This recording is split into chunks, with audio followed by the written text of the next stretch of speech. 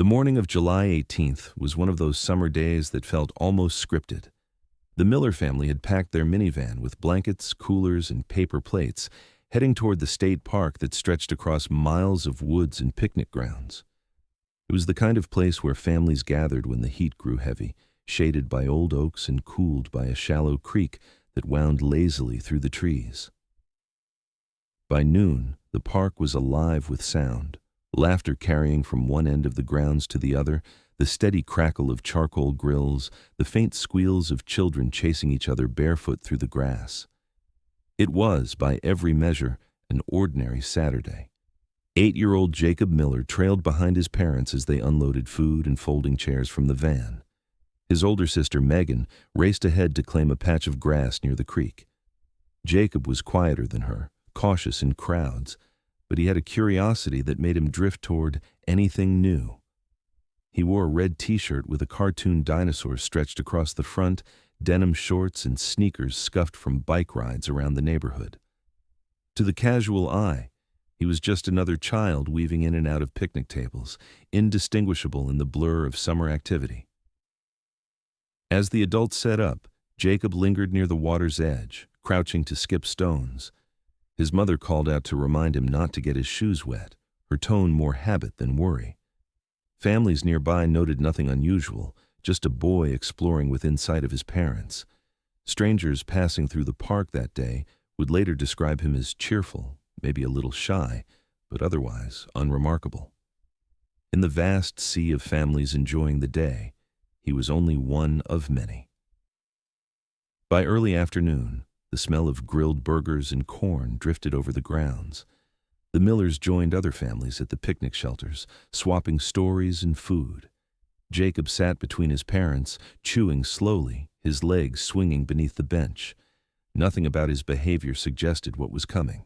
No one at that table could have known that within the hour, the day would fracture into something they would replay in their minds for years to come. Sometime after lunch, as the group turned their attention to cleaning up plates and foil wrappers, Jacob slipped away. At first, his absence went unnoticed. Children were constantly moving, running between tables, chasing frisbees, or splashing at the creek.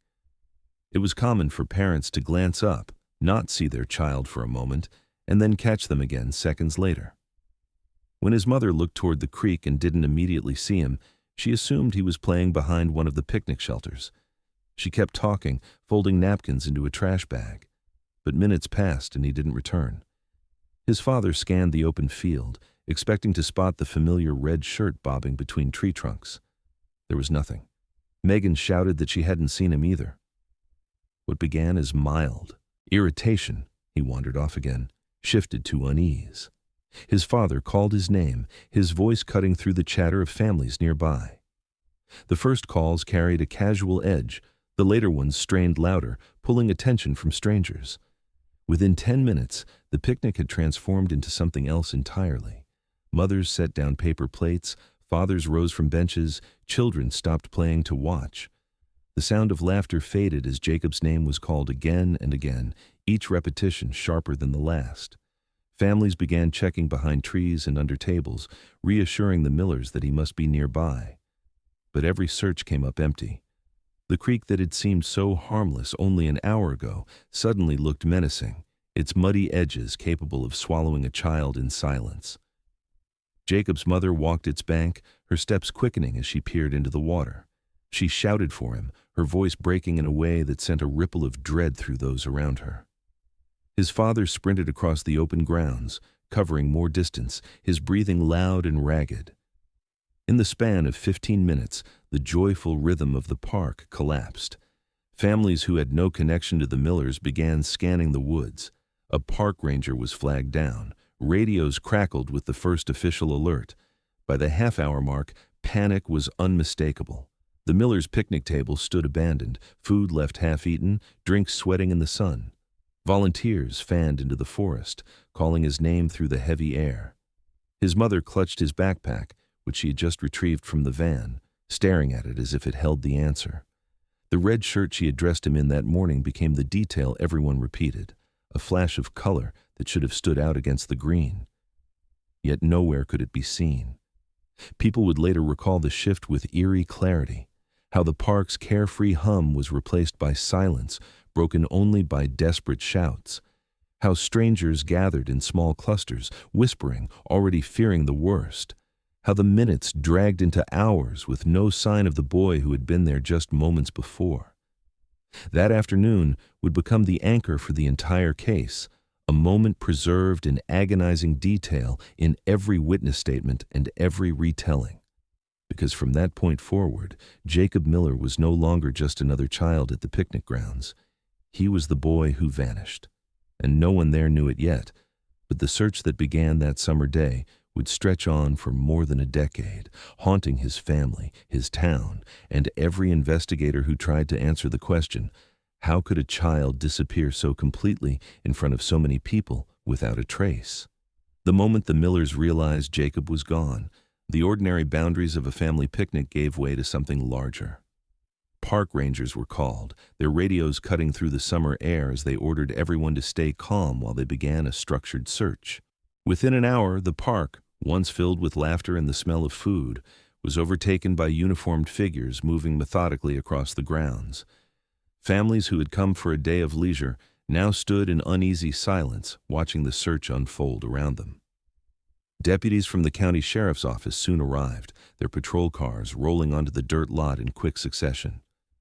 The scene shifted into something that no one present would ever forget.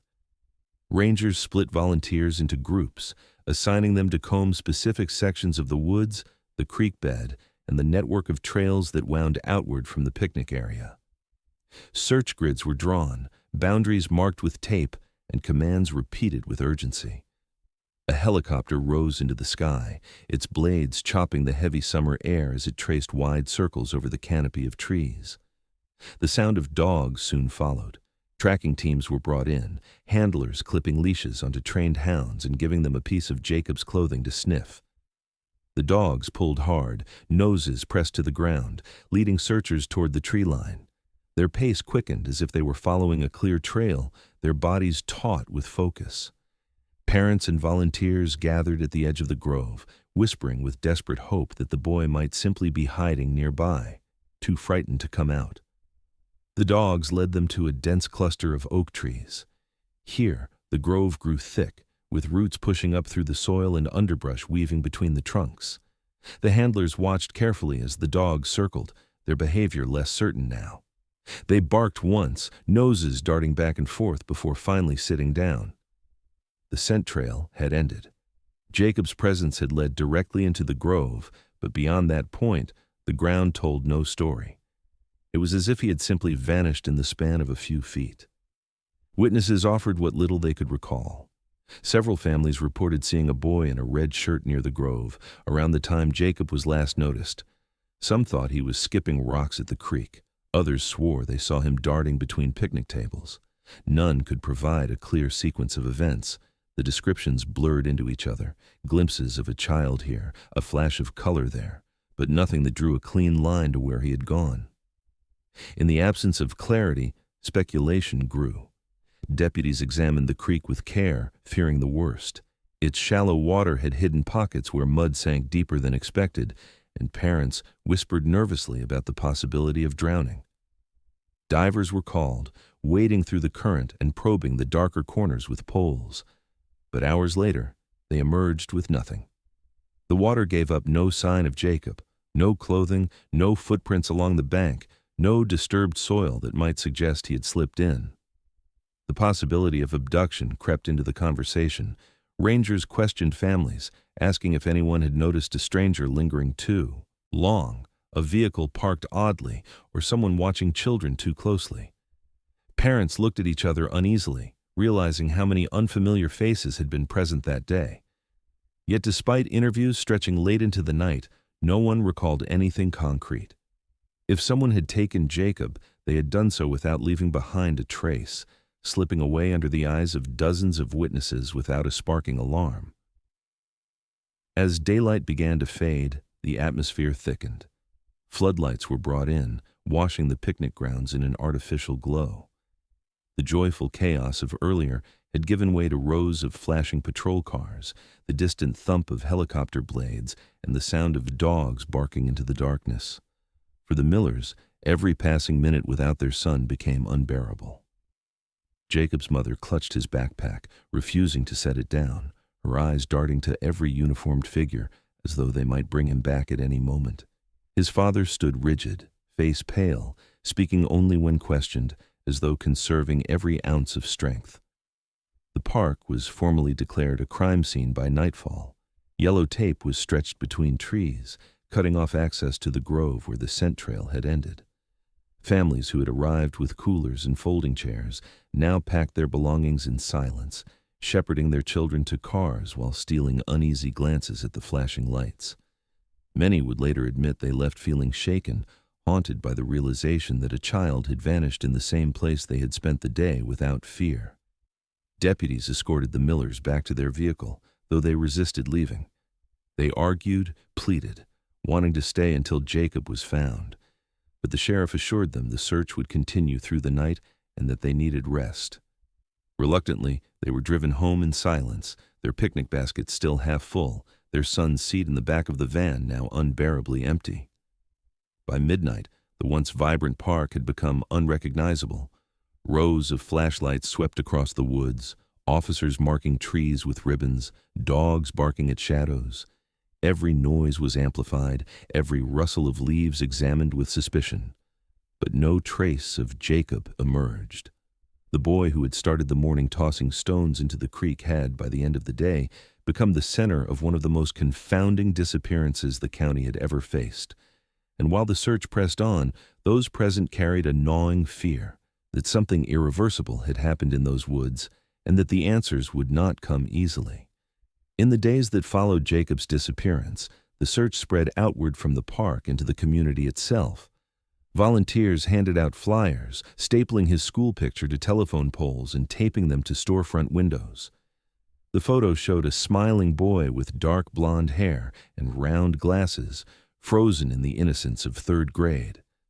Beneath the picture, bold letters spelled the word "missing," followed by a phone number that would soon ring endlessly with tips, false leads, and desperate calls from people convinced they had seen him.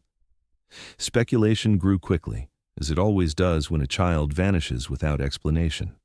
The river was the first theory that spread through town. Parents whispered that Jacob must have wandered too far and slipped beneath the water. Fishermen searched downstream, dragging hooks across the muddy bottom, convinced his body would surface eventually. But when days turned into weeks with no discovery, that explanation lost its weight. Others suggested something darker. Rumors spread of strangers loitering at the park that day, a man seen near the restrooms, a vehicle parked on a dirt path that didn't belong to any of the families present. None of these accounts could be confirmed, but they fueled fear that Jacob had been taken. The sheriff's office poured manpower into the case. Detectives combed through the registry of known offenders in the county, knocking on doors, checking alibis, and demanding explanations for whereabouts on the day Jacob vanished. Several men were questioned extensively, their homes searched, their pasts scrutinized. But every lead ended the same way: no evidence, no connection, no proof. Attention turned to campers who had been staying overnight in the park. Rangers reported a handful of tents pitched deep in the woods, belonging to hikers passing through. Their names were collected, their stories documented, but nothing tied them to the disappearance. The more investigators pressed, the more they realized they were grasping at smoke. As desperation set in, the Millers accepted help from anyone who claimed they could provide answers. Psychics reached out, offering visions of Jacob near water or insisting he was still alive, held by someone nearby. One even led a group of volunteers through the woods, pointing to random clearings where she claimed his energy was strongest. Nothing was found. Police publicly dismissed these efforts, but the family clung to any shred of hope, however unlikely. To a mother and father who had kissed their son goodbye on what should have been an ordinary morning, the line between rational and irrational blurred quickly. Television crews descended on the town, turning the case into a regional story. Cameras followed the Millers as they stood before microphones, pleading for Jacob's safe return. His mother's face grew gaunt with sleepless nights, her voice cracking each time she begged whoever might have him to let him go. His father remained stoic beside her, clutching her arm, his jaw tight. Across living rooms in the county, families watched the broadcasts and felt the same creeping unease. If a boy could disappear in broad daylight surrounded by witnesses, no child was safe.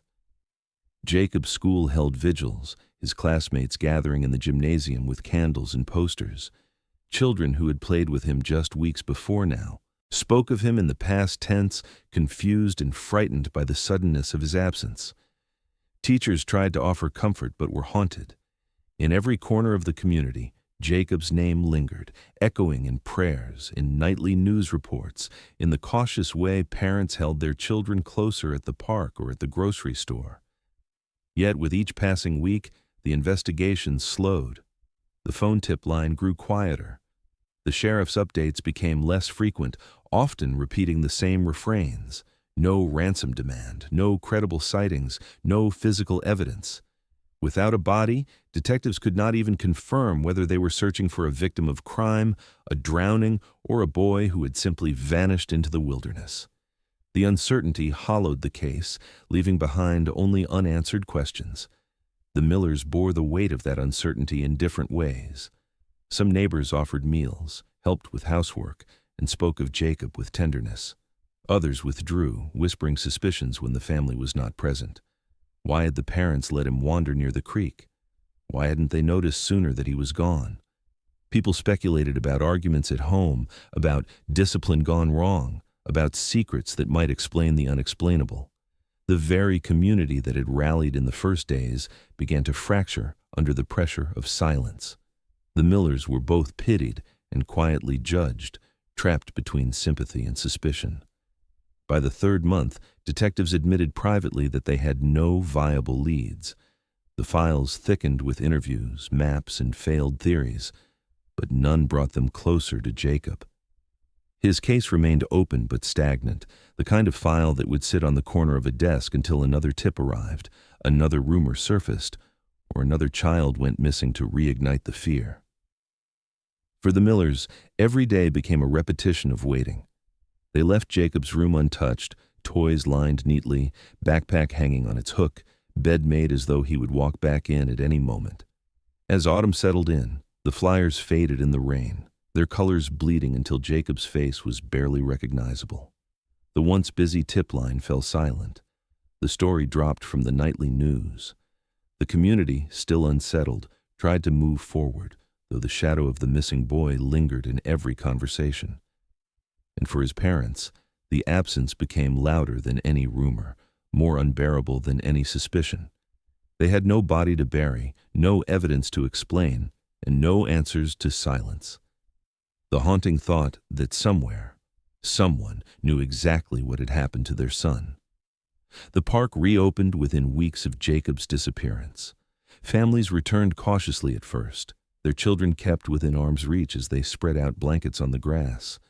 The smell of barbecue once again drifted through the air, the sound of laughter echoing across the creek. Yet for those who had been there the day Jacob vanished, the place never felt the same. There was always a moment of pause when someone glanced at the grove of oaks where the trail had ended, or when a child wandered too close to the water. It became an unspoken scar, visible only to those who knew what had happened. For the Miller family, life never reset. Jacob's mother refused to change his room. She dusted his dresser but left his toys in place, the Lego castle he had been building still balanced on its base, the action figures lined up along the shelf as if they were waiting for him to return. His backpack remained hooked on the wall, the zippers still jammed with pencils and erasers. On the nightstand, a book he'd been halfway through stayed open to the same page, a bookmark frozen in place for 13 years. Visitors to the house noticed the way time seemed suspended in that one room, while the rest of the home aged and changed around it. His father took a different approach. He returned to work quickly, burying himself in long shifts, silent on the subject of Jacob unless pressed. Yet every summer, when the heat rose and the cicadas buzzed in the trees, he drove his wife back to the park. They stood near the grove in silence, sometimes holding hands, sometimes apart, their eyes fixed on the place where the dogs had lost the trail. They did not speak about it with others, but the ritual never broke. 13 summers passed like that, each one identical, as if repeating the act might one day shake loose the truth. For the town, Jacob's name slowly faded from the forefront. Flyers were taken down, yellowed edges peeling from telephone poles. The local news stopped mentioning him after a year, only reviving the story on rare anniversaries. His classmates moved on, growing into teenagers and then adults, their lives unfolding while his image remained locked in childhood. At class reunions years later, some admitted they barely remembered him, just a boy with glasses who had once shared their elementary school. The world moved forward, but Jacob remained 8 years old in every mind that held on to him. At the sheriff's office, the case file grew thicker but not clearer. Each time a new detective rotated in, there was a burst of energy, a fresh set of eyes poring over interviews, maps, and forensic notes. They chased rumors, revisited suspects, and even traveled out of county to track down tips. Each time, the trail ended the same way: silence, with no evidence to push further. The file was placed back on the shelf, its spine growing dust until the next detective arrived to repeat the cycle. It became what officers grimly referred to as a drawer case, something everyone knew about but no one believed would ever be solved. For the Millers, hope existed in strange ways. Jacob's mother often admitted privately that she could not decide what was worse: believing her son was alive somewhere, perhaps suffering, or believing he was gone and never knowing where he rested. Friends watched her cycle between bursts of determination, organizing vigils or writing letters to investigators, and long stretches of silence where she seemed to vanish into herself. His father rarely showed emotion, but co-workers recalled the quiet moments when he would sit in his truck after a shift, staring at nothing for long minutes before finally driving away. The community fractured under the weight of the unsolved case. Some neighbors avoided the Millers altogether, uncomfortable with the constant reminder of tragedy. Others whispered suspicions, reviving old rumors and pointing fingers in hushed tones, as if finding someone to blame would lessen their own unease. Still others showed up year after year at memorial services, lighting candles and offering prayers, unwilling to let the boy's name vanish entirely. The divide left scars that lingered in the town long after the news cameras had gone. As years passed, the park itself seemed to erase Jacob from memory. New families visited with no knowledge of the boy who had once disappeared there. Children laughed near the creek, chasing dragonflies through the grass, unaware of the searchlights and helicopters that had once flooded the grounds. Only the locals, and especially the Millers, still saw the shadows beneath the trees. Each summer, as the cicadas hummed and the air grew heavy with heat, the memory of that day returned like clockwork, as sharp and painful as the first.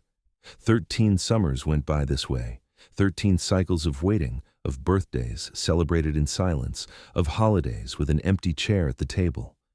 Jacob's mother never gave up the ritual of visiting the park. She said she felt closest to him there, as though some trace of him lingered in the soil. His father continued to drive her, even when the weight of silence between them grew unbearable. Together, they stood in the same spot year after year, asking the same unanswerable question: how could a boy disappear so completely, with so many eyes watching, and leave nothing behind?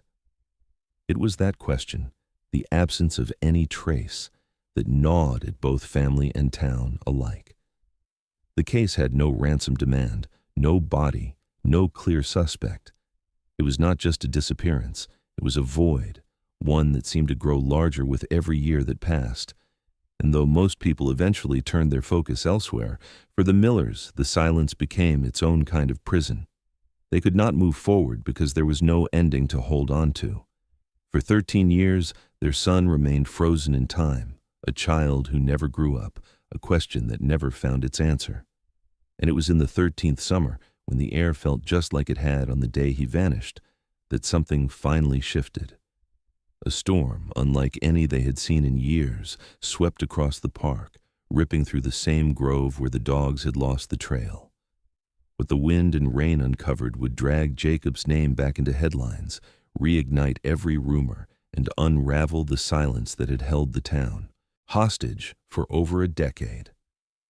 The summer of the 13th year carried a strange heaviness. The air hung thick, storms rolling in more frequently than usual, each one shaking the trees and flooding the creek that wound through the picnic grounds. In late July, a system moved across the county with a violence that residents would remember for years. Thunder cracked so close it rattled windows, and sheets of rain fell with such force that gutters overflowed in minutes. Families huddled inside their homes as the storm clawed its way across the park where Jacob Miller had vanished more than a decade earlier.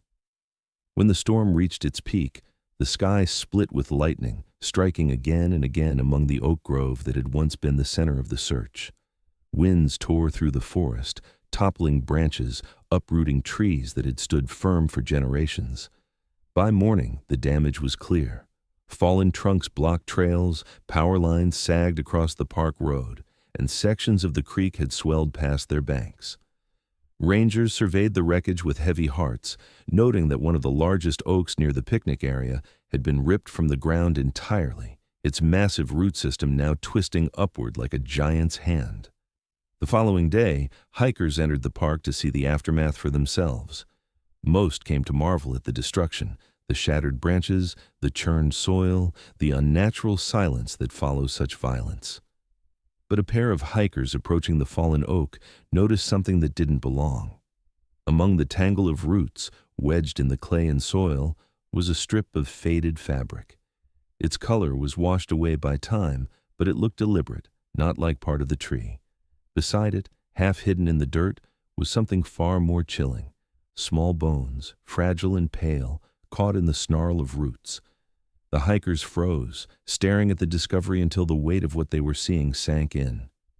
They called the park office immediately, their voices unsteady as they explained what they had found.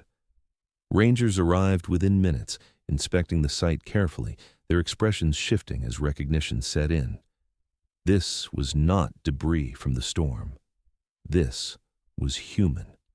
And it had been hidden beneath that tree for years. They radioed the sheriff's office requesting backup, and soon the familiar sight of patrol cars and crime scene tape returned to the park. The area was sealed off, the fallen oak standing like an exposed wound.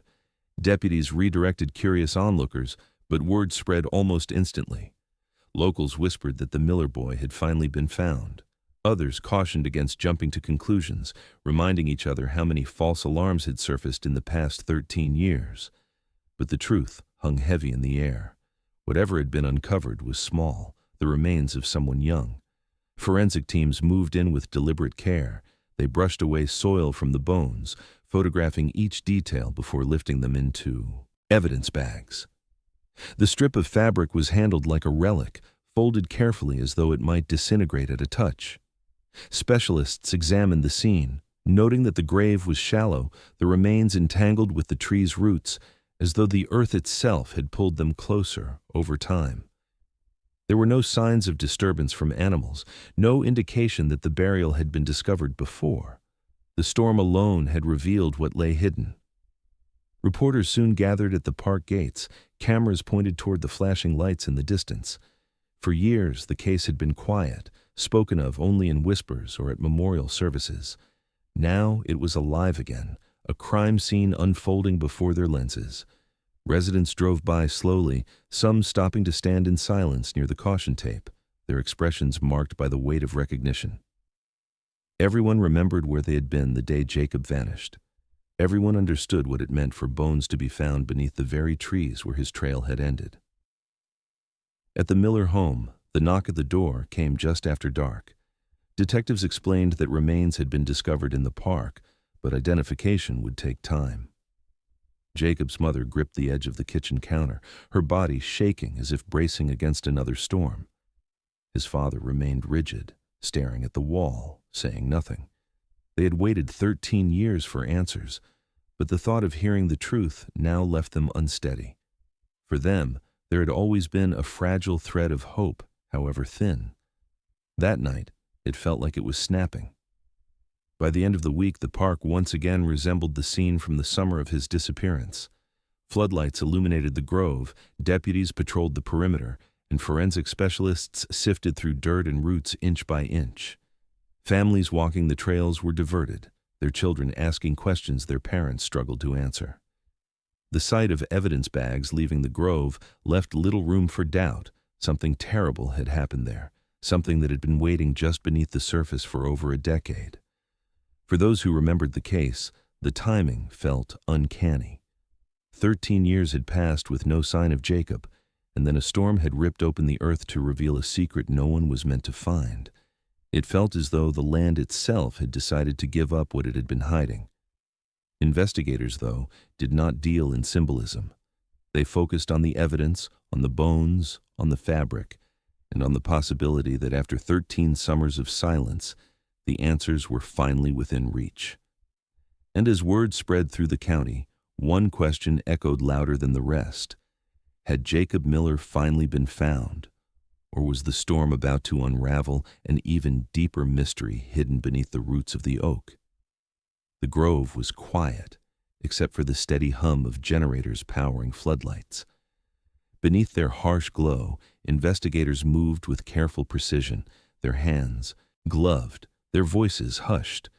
The fallen oak loomed like a toppled monument, its roots stretching high into the air, soil clinging to them in thick clumps. At their base lay the discovery that had drawn everyone back to the park after 13 years. Fragments of a child's remains entangled with faded fabric, half concealed in the dirt. It was a sight no one could approach casually. Each movement was measured, deliberate, as if even the air surrounding it might erase the truth hidden there. Forensic specialists knelt close, brushing away clay with fine instruments, separating bone from root with the gentleness of surgeons. At first, only small fragments were visible, delicate ribs, brittle from years underground. As they worked deeper, more appeared, vertebrae curved against the soil, long bones reduced to fragile slivers. Time had thinned everything, but enough remained to confirm the obvious. This was not an animal. This was a child. Among the bones lay pieces of fabric, so faded they almost blended with the soil. Carefully unfolded and cleaned, they revealed the outline of a t-shirt, its once bright red now dulled to a rusty pink. Beside it, shreds of denim clung stubbornly to the clay. Investigators exchanged glances as recognition passed silently between them. These were the clothes described in the original reports, what Jacob Miller had been wearing the afternoon he vanished. His mother had repeated the detail countless times in interviews, insisting the red shirt would stand out anywhere. Seeing it here, after more than a decade, felt like a confirmation too cruel to ignore. The specialists documented every angle, photographing the remains, marking positions on a grid, before lifting each piece into evidence bags. Soil samples were collected at multiple depths, each one labeled and sealed. They wanted to know how long the grave had been there, whether the earth bore any sign of disturbance after the fact. The answers, they hoped, would come not from witness statements or rumors, but from the ground itself. What the soil revealed was unsettling. The grave was shallow, no more than a couple of feet deep, positioned directly beneath the oak. Whoever had placed the body there had not dug far, relying instead on the cover of the tree. Over the years, as the oak's roots expanded, they had wrapped themselves around the bones, pulling them upward until the storm finally exposed what had been hidden. To the forensic team, this suggested haste. Someone had buried a child quickly, carelessly, and left him to be concealed by nature. One of the most striking details was the lack of disturbance from animals. In shallow burials, it was common for scavengers to disrupt remains, scattering bones across the ground. But here, everything was intact, compressed tightly into the soil as if sealed away. It reinforced the theory that the tree's growth had protected the grave, turning it into a grim capsule beneath the earth. The weight of the ECHOS discovery spread quickly beyond the crime scene. Detectives briefed the sheriff, who in turn contacted the Miller family. Officially, they could not yet confirm the remains were Jacob's. DNA testing would take time, but the clothing was a devastating clue. For the Millers, the detail struck like a hammer. His mother had chosen that shirt for him that morning, folding it carefully before handing it to him to wear. She had replayed that decision in her mind for 13 years. Now, the sight of it brought her to tears. His father, silent as ever, clenched his fists until his knuckles whitened. In town, whispers moved faster than official statements. Neighbors told each other that Jacob had been found. Parents pulled their children close, reminded of the fragility they had tried to bury in the years since.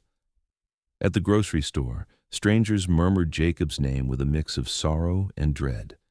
Some avoided the topic altogether, unable to face the possibility that the story had reached its final act. Others speculated wildly who could have buried him there, why the grove, and how no one had seen it at the time. Detectives, however, remained cautious. They had been through too many false starts to make declarations without proof. The remains were sent to the state lab for DNA analysis. Specialists would attempt to extract a profile from the degraded bones, matching it against the samples the Millers had provided years earlier. The process could take weeks, perhaps months. Until then, investigators could only wait. Yet even in their silence, the evidence spoke loudly. The location, the clothing, the size of the bones, it all pointed toward a truth everyone feared, but no one wanted to say aloud. The boy who had disappeared in plain sight during a summer picnic had never left the park.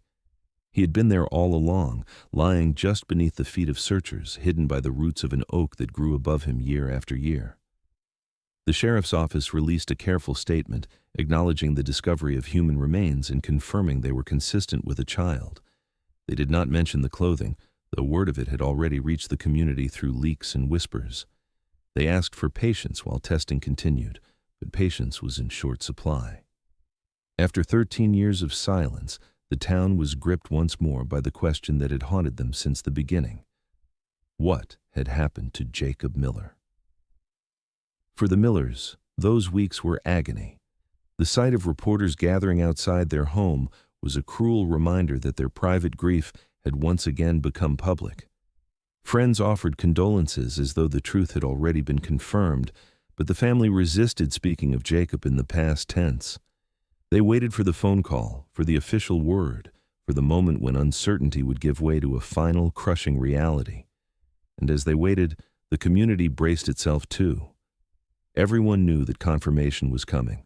What remained uncertain was what else the evidence might reveal, whether the soil would tell a story of accident or of intent, whether the discovery would bring closure or ignite a deeper, darker mystery. Weeks after the storm exposed the shallow grave beneath the oak, the call finally came. The state crime lab had completed its work, the results double-checked before being relayed to the sheriff's office. DNA extracted from the fragile bones was compared against the samples the Millers had provided more than a decade earlier. The match was exact. The remains were Jacob's. The boy who had disappeared from the picnic grounds 13 summers earlier had never left them at all. When the confirmation reached the Miller home, it was both an ending and a beginning. His mother collapsed into tears, clutching the phone against her chest as though the words might disappear if she let go. His father, pale and expressionless, whispered only that he had known all along. The fragile hope they had carried, that Jacob might still be alive somewhere, was extinguished in an instant. Yet alongside the grief came another emotion, one just as heavy: anger. Their son had been buried in the very park where dozens of searchers had combed the ground. Someone had placed him there deliberately, and for 13 years, that person had walked free. The sheriff's office announced the findings to the public, formally reclassifying Jacob's disappearance as a homicide. Detectives reopened every file, pulling out stacks of interviews and photographs that had been gathering dust. Names of persons of interest were highlighted, some familiar, others long forgotten. They went back to the beginning, retracing the steps of that chaotic day at the park. Witnesses who had been children themselves were tracked down as adults, asked to relive a memory they had tried to bury. Patterns began to emerge in the testimony. Several witnesses recalled seeing a maintenance worker near the grove that afternoon. A man in uniform, moving equipment between a small shed and the picnic grounds. His presence had seemed ordinary at the time, part of the background of the park. But when Jacob vanished, those same witnesses remembered that he had disappeared too. His name had appeared in early reports, but it was never pursued aggressively. Within days of Jacob's disappearance, the man had resigned his job and left town. Detectives dug into old personnel files and found him, Harold Denton, a groundskeeper employed by the park for less than a year. His workshed had been located less than 50 yards from the grove where Jacob's remains were found. Back then, his sudden departure had been noted but not treated as suspicious. The investigation had been overwhelmed by other leads, rumors of strangers, false sightings, and theories about the river. Denton's name had slipped through the cracks, buried in paperwork as the case grew cold. Now, with Jacob's body recovered, his proximity to the burial site could no longer be ignored. Detectives reviewed Denton's history. His files showed disciplinary issues for drinking on the job and reports of inappropriate comments made toward park visitors. Nothing that led to charges, but enough to raise questions about his character. He had moved several counties away after quitting, taking up odd jobs and fading from notice. He had never been properly cleared in connection to Jacob's case, simply forgotten in the chaos of the early search. As investigators revisited old witness statements, more troubling details surfaced. One camper remembered Denton loading tools into his truck near the grove that afternoon, sweat soaking through his shirt. Another recalled seeing him watching children by the creek, standing alone, hands in his pockets. None of these accounts had been treated as central to the case at the time, but viewed through the lens of Jacob's burial, they took on a new and disturbing weight. Detectives began building a timeline. Jacob was last seen heading toward the grove. Dogs had tracked his scent there but lost it. The groundskeeper's shed sat just beyond those trees, close enough that Jacob could have wandered inside. If Denton encountered him there, it might explain why his trail ended so abruptly, why no one had seen him leave. And if Denton panicked, the grove would have offered the perfect cover to conceal what he had done. The possibility hardened into suspicion. For 13 years, families had walked those picnic grounds unaware that the man responsible might have been living quietly just miles away. Detectives weighed their next move carefully, knowing the evidence was old and fragile, but they also knew that silence had lasted too long. When they pulled Denton's current address, it was a modest home in a neighboring county, a quiet street where neighbors described him as solitary, keeping to himself. He had lived there for years, unnoticed, working low-paying jobs and avoiding attention. On the surface, he was just another face in the crowd. But the files told a different story. The man who had abandoned his job days after Jacob vanished was the same man who had lived steps away from the grove where Jacob's body was buried. Detectives prepared to approach him, aware that after 13 years, the chance for mistakes had shrunk to nothing. Every detail mattered. Every inconsistency could mean the difference between justice and another dead end. For the first time in over a decade, the case had momentum. The remains had given Jacob back his name, and now the investigation had given them a suspect. And as the sheriff reviewed the files late into the night, one thought lingered heavier than the rest. If Harold Denton had buried Jacob beneath that oak, then the answer had always been there, hidden in plain sight, waiting for someone to look close enough. Detectives worked quietly but relentlessly as they traced Harold Denton's steps. His name had resurfaced like a stone pulled from the bottom of a river, and the more they examined it, the heavier it became. Records showed that after abruptly quitting his job at the park, he drifted briefly between towns before settling in a neighboring county less than an hour away. There, he blended into obscurity, working odd maintenance jobs, moving from one rental house to the next, never marrying, never establishing strong ties. For over a decade, he lived in the background of other people's lives, unnoticed, unremarkable. But for investigators, he was now at the center of everything. When they knocked on his door, Harold appeared older, weathered by years of physical labor and solitude. He greeted them with confusion, insisting he had nothing to do with the case they were asking about. He claimed he barely remembered the day Jacob vanished, that he had worked his shift as usual before going home. but detectives had already begun pulling apart that narrative. His time cards from the park contained gaps, hours unaccounted for, and some that contradicted statements he had given at the time. When pressed, he stumbled over explanations, unable to reconcile the discrepancies. More troubling was the reason for his sudden departure. Harold had told park officials back then that he was leaving for family reasons, though no records or relatives corroborated the story. Investigators now knew he had left town within 48 hours of Jacob's disappearance, abandoning both his job and his rented room without notice. It was behavior that might have seemed odd but excusable at the time, yet when seen through the lens of Jacob's burial beneath the oak, it read like a man fleeing a scene. They also uncovered disciplinary notes in his file that hinted at deeper problems. He had been reprimanded for drinking on the job, but more chilling were complaints from parents who felt he lingered too long near their children at the picnic grounds. One mother reported him watching her daughter from a distance while trimming branches, his eyes fixed until she called attention to it. Nothing had escalated far enough to trigger formal charges, but the pattern was there. A man with a history of troubling behavior had worked mere steps from where Jacob was last seen. Detectives canvassed his current neighborhood, asking those who had lived near him what kind of man he had been over the last decade. The answers painted a consistent picture. Harold was reclusive, keeping to himself, rarely joining in social gatherings.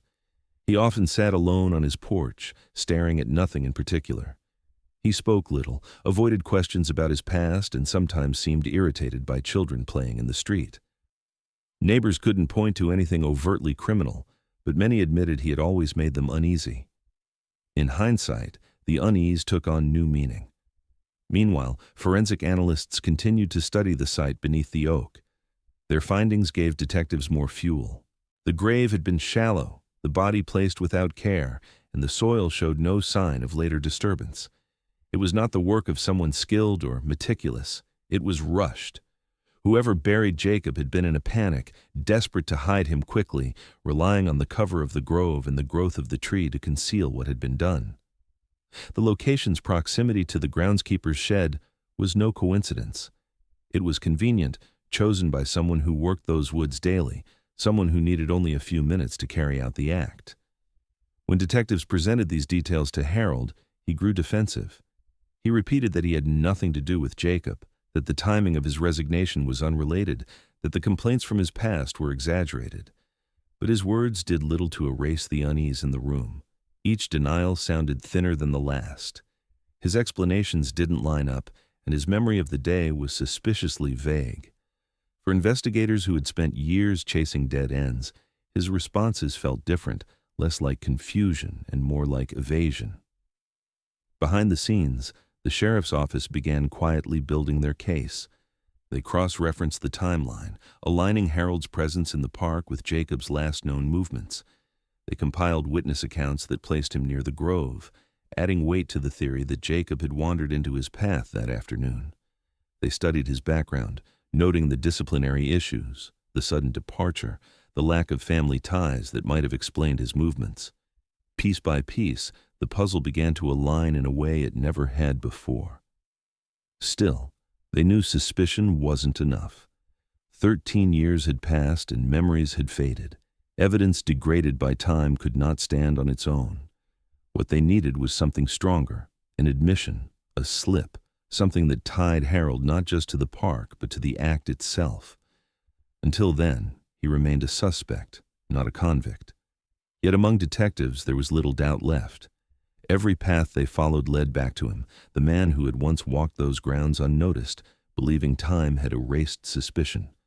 The weight of the investigation pressed down harder each day. Detectives reviewed old photographs, wondering how many times Harold had stood in the background of Jacob's search, silent as dogs barked and helicopters circled. They imagined him watching families plead for answers, listening to parents beg for their child's return, all while knowing exactly where the boy was. The thought made their resolve sharper. For Jacob's family, news of a suspect being reconsidered stirred a complicated mix of emotions. Hope that the truth was within reach, but fear of disappointment if the case unraveled again. They had lived too long with uncertainty to trust easily. Still, The possibility of answers, real, concrete answers, kept them tethered to the investigation in a way they hadn't been in years. And as detectives pushed forward, one thing became clear. Harold Denton was no longer just a forgotten name in an old file. He was the focus of a homicide case, the man who stood closest to the grove where Jacob's trail had ended, the man who may have buried a child beneath a tree and walked away as though the earth itself would keep his secret forever. For weeks, detectives circled Harold Denton, pressing him with questions that cut closer each time. He denied, deflected, and claimed poor memory. But the evidence, though aged, was persistent. The shallow grave lay steps from his shed. The time cards contradicted his claims. Witnesses remembered him near the grove that day. Piece by piece, investigators tightened the net until silence was no longer an option. The breakthrough came when they confronted him with the forensic analysis. Soil samples showed the body had been buried hastily within hours of Jacob's disappearance. The positioning of the grave aligned too neatly with Harold's work area for coincidence. And most damning, the dogs had lost Jacob's scent in the very grove where Harold spent his shifts. For years, these had been fragments. Now, they formed a picture Harold could not ignore. At first, he sat in the interrogation room with his arms folded, eyes narrowed, insisting he was being framed for something he didn't do. But as detectives laid each detail before him, his face changed. The bravado faltered, his denials grew quieter. And then, after hours of resistance, he broke. His words were halting at first, but once they began, they carried a grim momentum, spilling out as though held back for too long. He admitted Jacob had wandered into his shed that afternoon. Harold had been drinking on the job, a violation he had concealed for months. The boy startled him, catching him off guard in the small, cluttered space. Harold claimed he reacted without thought, swinging a tool in panic. The blow struck Jacob in the head. He fell instantly, his small body collapsing to the floor. Harold stood frozen, staring at what he had done, the reality sinking in. There had been no plan, no premeditation, only a mistake, followed by a desperate attempt to hide it. In his confession, Harold described the hours that followed. Terrified of being discovered, he lifted Jacob's body and carried it toward the grove. He chose a young oak near the picnic grounds, close enough to reach quickly but far enough from the main crowd to avoid detection. With trembling hands, he dug a shallow hole, working fast, glancing over his shoulder at every sound. He placed Jacob inside, covering him with dirt and leaves, praying no one had seen. The grave was barely deep enough, but it was all he could manage in his panic. He told investigators he believed the tree would mask his crime. The oak was still young then, its roots shallow, its trunk thin. As it grew, he assumed it would conceal any sign of the burial. He never returned to check. 2 days later, he quit his job, telling his supervisor he had family matters elsewhere, and vanished from the town. He lived the rest of his life in quiet, carrying the memory of that day, but convinced the truth would never surface. In his mind, the earth itself had swallowed his mistake. For 13 years, the tree did just that. It grew taller, its roots pushing deeper, wrapping around the small body hidden beneath. Families picnicked nearby, children played at the creek, and searchers combed the grounds countless times, never realizing that Jacob lay only feet away.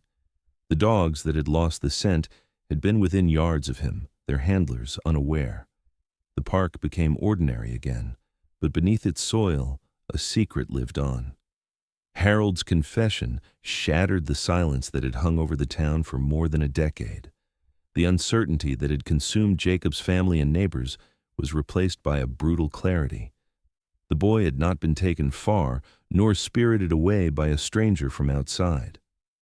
He had wandered into the path of a man trusted to care for the grounds, and a moment of fear and recklessness had ended his life.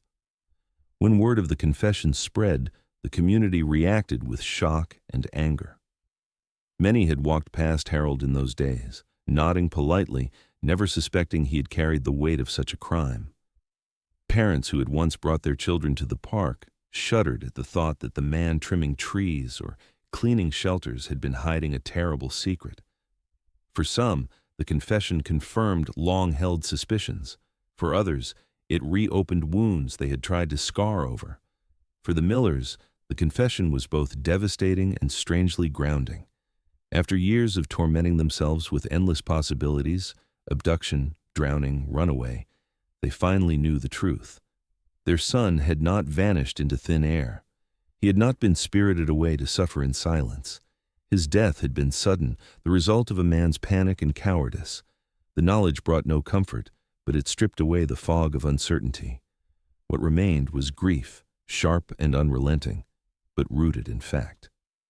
Detectives documented Harold's statement in detail, every word recorded, every inconsistency noted.